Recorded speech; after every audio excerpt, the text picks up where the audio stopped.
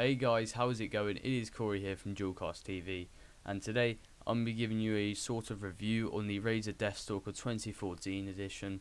If you've seen the last video by Josh, he did in fact review the Razer Naga, so I thought it was nice if I do the keyboard just to go along with that. But anyway, we're going to look straight at the box. The box is just what you fairly expect. You've got a nice picture of the keyboard on front, quite a large box, obviously the keyboard is quite big itself.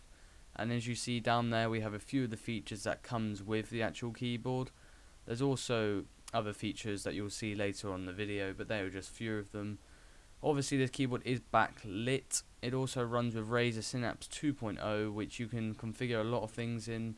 We'll go into detail about that later, but obviously we've got the anti-ghosting, and also you can change all your macro keys, things like that. That's really cool.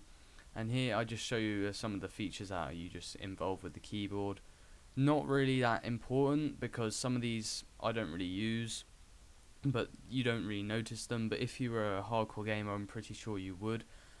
What is good though is this lovely little, I don't know how to explain it, it's not even a texture, it's just a nice look to the keyboard. Makes it look smart, things like that. Also you've got these macro keys along the top which you can program to absolutely anything you want. These two there, the M and the G, they are macro and game keys. That way you can change if you want your game mode on, else not. Here you go, I've just got the little instruction manual. But whilst we look through these, I'm just going to tell you a bit about Razer Synapse 2.0. Sadly I couldn't actually record the program, it just wouldn't let me.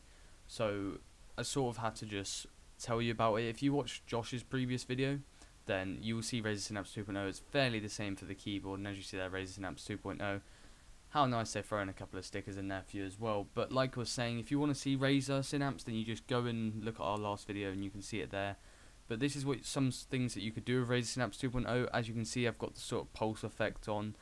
Within Razer Synapse 2.0, you can also configure the macro keys, etc. And overall this keyboard is a fantastic keyboard. I really enjoy using it, and it's very cheap for what it is as well, so I definitely recommend that you go and pick that up if you haven't already. Anyway, mine has been Corey. Peace.